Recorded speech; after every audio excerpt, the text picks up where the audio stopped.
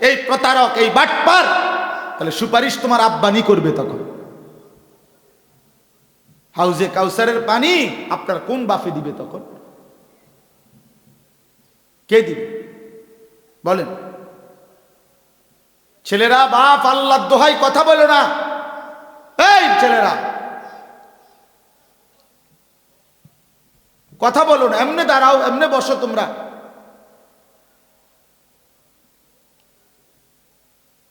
লজ্জাহীন মানুষ। তো এই জন্য বললাম আজকে আমার এটা মূল একটা কথা। এক নাম্বার হলো এই সূরার ওয়াইলুল লিল মুতাফফিফিন, ওজনে কম দাও। এবার শুনেন শেষ, এই ব্যাপারে শেষ কথাটা। কোরআন শরীফে একটি জাতির কথা আছে, হযরত শুআয়ব আলাইহিস সালাম। এই শুআয়ব আলাইহিস সালাম একজন নবী ছিলেন, মুসা আলাইহিস সালামের শ্বশুর। ওই যে মুসা নবী ফেরাউনের বাহিনীর ভয়ে যে চলে গেছিলেন, গিয়া যেখানে আশ্রয় নিলেন, ওই এলাকার নামই হলো শুআয়ব আলাইহিস সালামের কওম। এই শুআয়ব আলাইহিস সালামের জাতি, আল্লাহ তাআলা ওই নবীর কওমকে, আল্লাহ তাআলা পুরা জাতিকে আল্লাহর নাফরমানির কারণে আযাব দিয়ে একদিন রাত্রি গভীরে একজন ফেরেশতা আইসা বিকট জোরে একটা চিৎকার মারছে। একটি চিৎকারে পুরা জাতি উপুর হইয়া পইরা, কোলের বাচ্চা, দুধের বাচ্চা, পেটের বাচ্চা, জওয়ান, বুড়া, নারী, পুরুষ সব মরে গেছে, সব। ফাসবাহু ফি দারিহিম জাসিমিন, কোরআন শরীফে আছে। এই জাতি আল্লাহ তাআলা কেন ধ্বংস করছেন? শুআয়ব আলাইহিস সালামের কওমকে কোরআন শরীফে স্পষ্ট আছে, তাদের মূল অপরাধ ছিল তারা ওজনে কম দিত। খোদার কসম, এটা কোরআনের আয়াত। ওরা ওজনে কম দিত। এই ওজনে কম দেওয়া যখন ব্যাপক হইছে, এই বদভ্যাস যখন কোনোভাবে ছাড়ে না, কোরআনে আছে শুআয়ব আলাইহিস সালাম দুয়ারে দুয়ারে হাইটা হাইটা প্রত্যেকের কাছে হাজারবার, লক্ষবার বলছে, হে আমার জাতি, লা তানকুসুল মিকিয়াল, ওজনে কম দিও না, তোমরা বিপদে পড়বা। ইন্নী আখাফু আলাইকুম আযাবা ইয়াউমিন আযীম, আমি তোমাদের উপরে বড় ভয়ানক আযাবের ভয় পাচ্ছি, তোমরা ওজনে কম দিও না। কিন্তু নাফরমান কওম কোনোভাবেই পাত্তা দেয় না, শুনে নাই। ফলে একদিন সত্যি সত্যি আল্লাহ তাআলা চূড়ান্ত আযাব দিয়ে পুরা বাচ্চা, পুরা কওম শেষ করে দিয়েছে। এজন্য হারামখোর টিকে না, কোনো হারামখোর কোনো টিকে না, কোনো সুদখোর, কোনো হারামখোর, কোনো অবৈধ উপার্জনকারী পৃথিবীতে 2 পুরুষ, 3 পুরুষ, 4 পুরুষ দীর্ঘদিন যাবৎ টিকে না। একদিন আপনার এই বিত্তশালী হারাম একদিন নিশ্চিহ্ন হইয়া 50 বছর, 40 বছর, 70 বছর, একটা প্রজন্ম, হয় নাতি নয়তো নাতির ঘরের পরের জন, একজন না একজন আইসা ফকির হয়ে আছে। পৃথিবীতে এর ইতিহাসই অগণিত, অগণিত। ইমানদারের ঘর টিকে থাকে, দুর্বল হলেও টিকে থাকে। নেককারের ঘর প্রজন্মের পর প্রজন্ম টিকে থাকে। হ্যাঁ, সুদখোরের বাড়ি 30 বছরের ব্যবধানে কুত্তা ঘুমায়, আমি দেখছি, আমার নিজ চোখে দেখছি। সেই বাড়িতে কুত্তা ঘুমায়, আর কোনো মানুষ নাই। হারামখোর। এজন্য কোন হারামখোর তার ফ্যামিলি, আগামী জেনারেশন হয় 40 বছর, 70 বছর, 50 বছর, 100 বছরের ব্যবধানে নিশ্চিহ্ন হয়ে যায়। প্রিয় ভাই আমার, বাপ আমার, বন্ধু আমার, হারামের পিছনে না যাওয়া, হারাম রোজগারের চেষ্টা না করা। দুনিয়া অল্প হোক বেশি হোক, একটা গুরুত্বপূর্ণ কথা হইল, দুনিয়া যদি সর্বোচ্চ কামরা কামড়ি করে কাইরা কেউ যদি জিতেও যায়, সর্বোচ্চ কষ্ট কইরাও, জায়েজ না জায়েজ, হালাল হারাম, বৈধ অবৈধ, ন্যায় অন্যায় সব মিলাইয়া কেউ যদি দুনিয়া জিতেও যায়, 7 মহাদেশের বাদশাহ হয়, আল্লাহর কসম সেও মরে যাবে।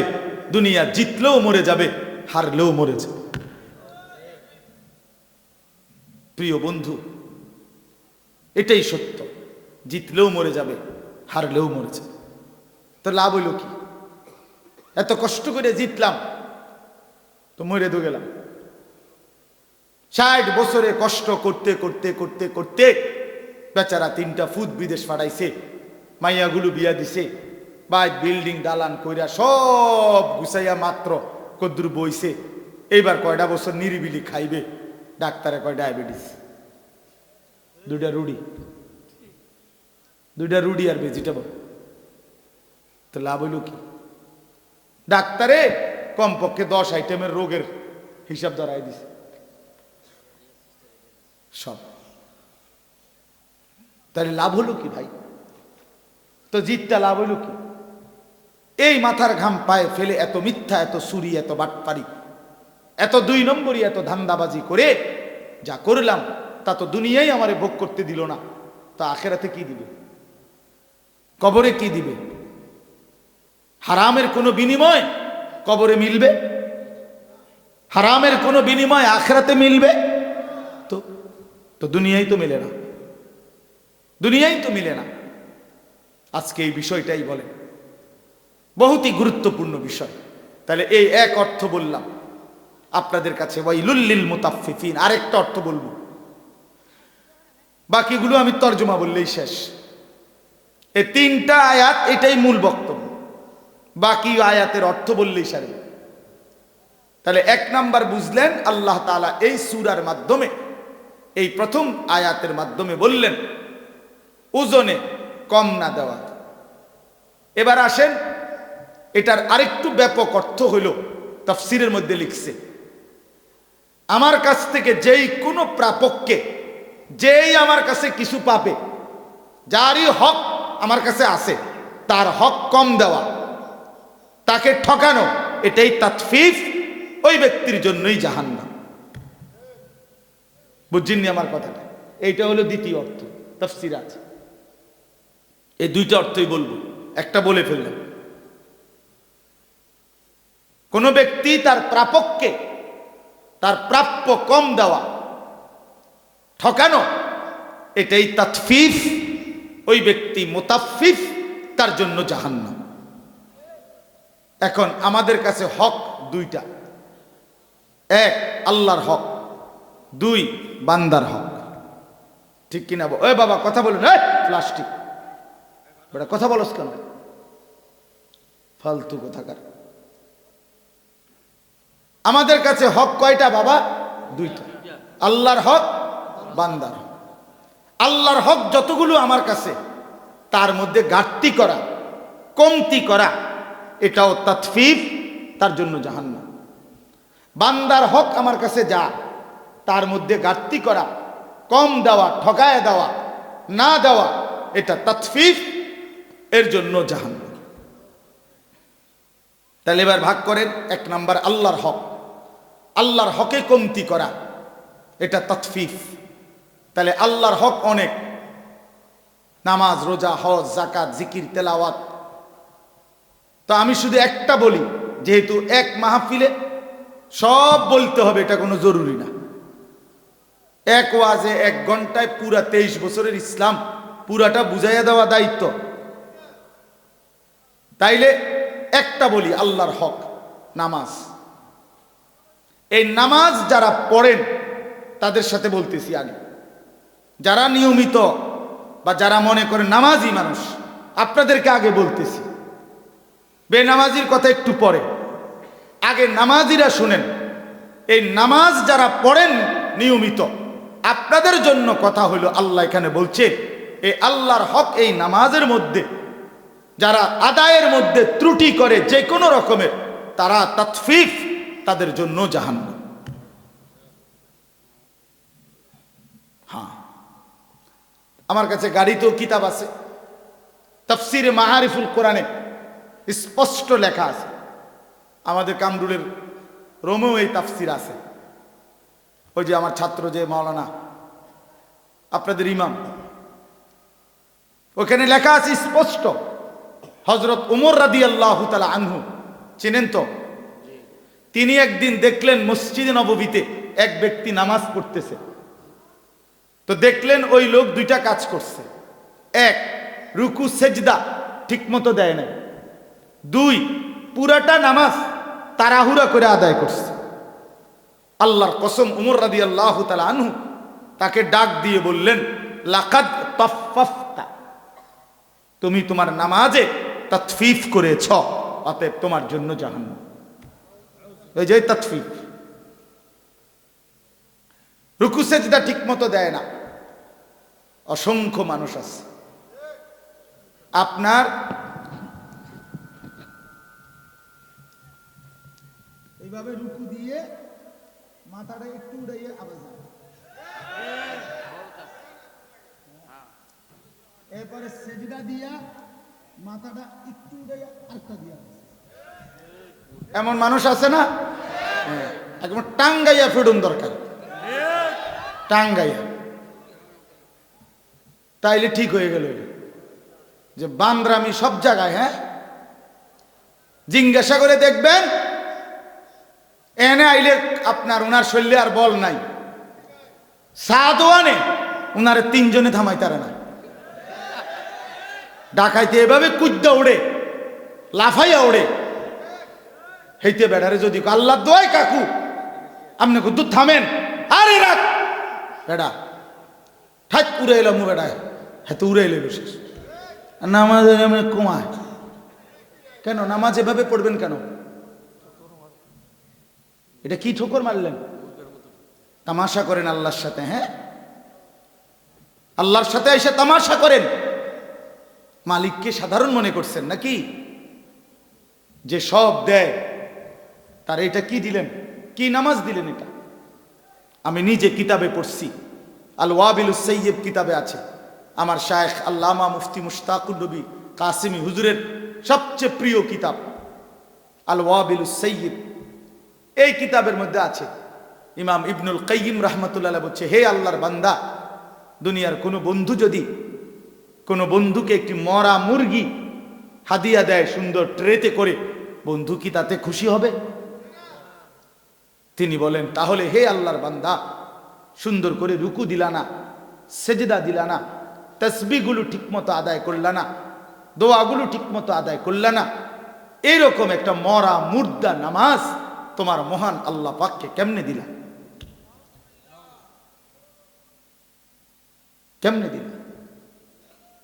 শুরু থেকে নিয়ে আল্লাহু আকবার এই নিয়ত বাঁধা, সুবহানাকা আল্লাহুম্মা বিহামদিকা, এই সানা, সূরা ফাতিহা, আরেকটা সূরা, রুকুর তাসবিহ, সেজদার তাসবিহ, আত্তাহিয়াতু, দোয়া দুরূদ শরীফ, দোয়ায়ে মাসুরা, দোয়ায়ে কুনুত, বিতির নামাজের কোনোটাই কদ্দুর শুদ্ধ করে ঠিক মতো কদ্দুর পড়তে পারো না, 60 বছর এই মালিকের আসমান জমিন চন্দ্র সূর্য গ্রহ নক্ষত্র, আলো বাতাস রোদ বৃষ্টি আগুন পানি, খাদ্য খাবার স্ত্রী সন্তান ঘর পরিবার, এই মালিকের সব কিছু ব্যবহার করে নাফরমান সেই মালিকের কয়টা তাসবিহ, কয়টা দোয়া, কয়টা সূরা ঠিক মতো শুদ্ধভাবে পড়তে পারো না, তোমার মতো নিকৃষ্ট নাফরমান অকৃতজ্ঞ আর কে হইতে পারে বেটা? অকৃতজ্ঞ বেটা, হ্যাঁ। স্কুলে পড়লে, কলেজে পড়লে, ইউনিভার্সিটিতে পড়লে, অথবা ছোটবেলায় পড়ালেখা না করলে আপনি আর কোরআন শরীফ অশুদ্ধ পড়লেও চলবে, সূরা কেরাত অশুদ্ধ হলেও চলবে, এই ফয়সালা আপনাকে কে দিছে বলেন মিয়া? আপনাদের অসংখ্য জেনারেল শিক্ষিত মানুষ এবং সাধারণ শ্রেণী মানুষের এটা ধারণা বেটা, এরা বিশ্বাস করে এই কথা, এরা মনে করে হুজুরদেরটা শুদ্ধ হইতে হইব, তাগোটা কি শুদ্ধ লাগবে না। হ্যাঁ, আমরা যেহেতু হুজুর না, আমরা ঠিক কোনো রকম জোড়া তালি দিয়ে হইলে হইব, আর আমগুড়ি কি হইতে হইব? এটা তো এটা বেইনসাফি না কথা বলে, এটা তাহলে এটা তো 5ই আগস্টের পরে চলার কথা না, এটা তো বৈষম্য, এটা বৈষম্য না। আমি বেহেস্তে যাইতে হইলে পুরা সূরা কেরাত শুদ্ধ করে যাইতে হইব, আমনে বেহেস্তে যাইতে পারবেন সূরা কেরাত অশুদ্ধ লইয়া, এটা কি ইনসাফ হইল নি? এটা বৈষম্য কিনা? তো বৈষম্য যদি বাংলাদেশে না চলে তো জান্নাতে কেমনে চলবে এটা? কি রে ভাই, আপনার বেহেশতে তো সোজা হয়ে গেল, আপনি বিড়ি খাইতে খাইতে বেহেশতে যাবেন গা? ও মা কিতা কি কাকা, আপনি দাড়ি কাটতে কাটতে বেহেশতে যাবেন গা? আপনি 2 নম্বরই করতে করতে বেহেশতে যাবেন গা? আপনি ওজনে কম দিতে দিতে বেহেশতে যাইবেন গা? আপনার ঘরে টেলিভিশন চলতে চলতে আপনি বেহেশতে চলে যাবেন? আপনার বেড়ি বেপর্দা হইতে হইও আপনি বেহেশতে যাইবেন গা? আর আমার বেলায় সব 100 বুঝাই দিতে হবে। ঘটনা কি? ইসলামে এই 2 রকম সিদ্ধান্ত কে দিল? কোরআন শরীফ যদি শুদ্ধ করতে হয় তো ইমানদার মাত্র প্রত্যেককেই শুদ্ধ করতে হবে।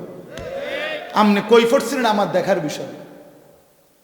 সাবধান মুসলমান, বছরের পর বছর আমি কমপক্ষে আপনাদেরকে বলে গেছি, আমি আল্লাহরে বলবো, 1 দিন 2 দিন না, এই হায়াতের 21 বছর আপনাদের কাছে বলছি। আজকে একদিন ওয়াজ না, আপনাদের কাছে কমপক্ষে 21 বছর আসছি। আমি মালিকের কাছে বলবো, মালিক আমি এই মানুষগুলোর কাছে 21 বছর বলছি, আপনাদের দুয়ারে দুয়ারে বলছি। এখন না আমি কম আসি, কুলাইতে পারি না মাহফিল, বয়সের কারণে সময়ের কারণে হয়তো একটু বাহিরে বেশি যাইতে হয়।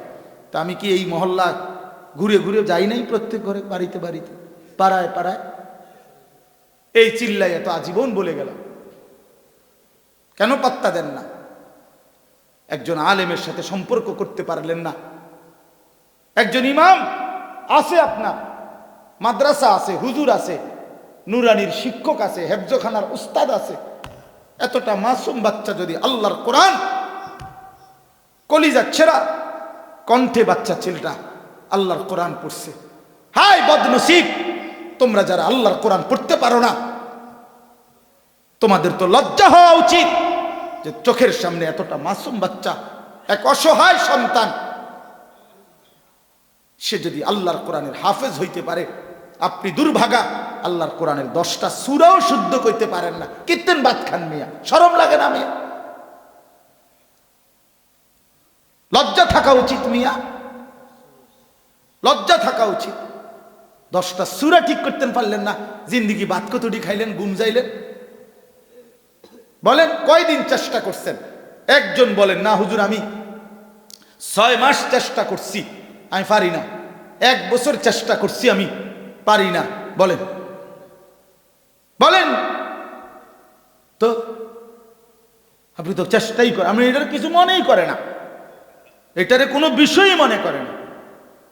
দাদা কইছে বানতাম দান, বানতে আসি ও দাদান, এটা আমাদের দেশে কয়।